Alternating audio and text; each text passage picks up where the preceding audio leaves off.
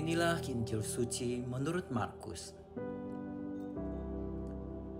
Sekali peristiwa ketika Yesus dan murid-muridnya masuk ke sebuah rumah, datanglah orang banyak berkerumun, sehingga makan pun mereka tidak dapat. Waktu kaum keluarganya mendengar hal itu, mereka datang hendak mengambil Yesus, sebab kata mereka, "Ia tidak waras lagi." Dan ahli-ahli Taurat yang datang dari Yerusalem berkata, "Ia kerasukan Beelzebul." Ada juga yang berkata, "Dengan penghulu setan ia mengusir setan." Yesus memanggil mereka, lalu berkata kepada mereka dalam perumpamaan,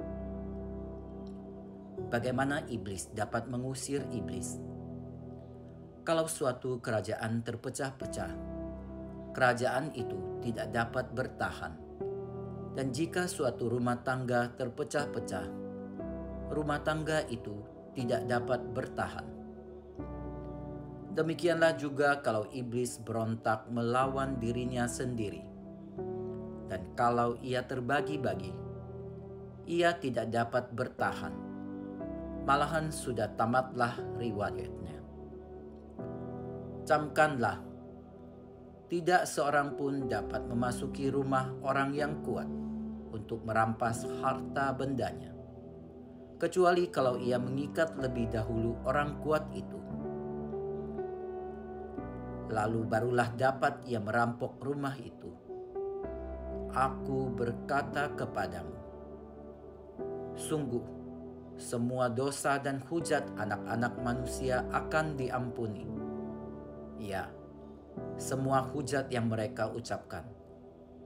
Tetapi apabila seorang menghujat Roh Kudus, ia tidak mendapat ampun untuk selama-lamanya. Sebab dosa yang dilakukannya adalah dosa yang kekal.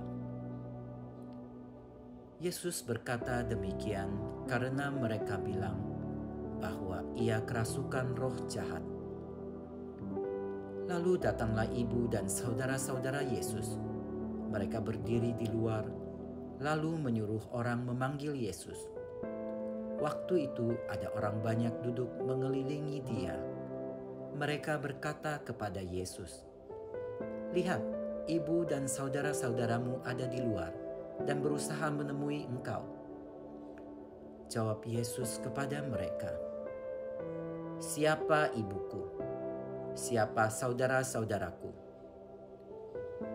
Yesus memandang orang-orang yang duduk di sekelilingnya itu dan berkata, "Ini ibuku dan saudara-saudaraku. Barang siapa melakukan kehendak Allah, dialah saudaraku laki-laki, dialah saudaraku perempuan, dialah ibuku." Demikianlah sabda Tuhan. Terpujilah Kristus.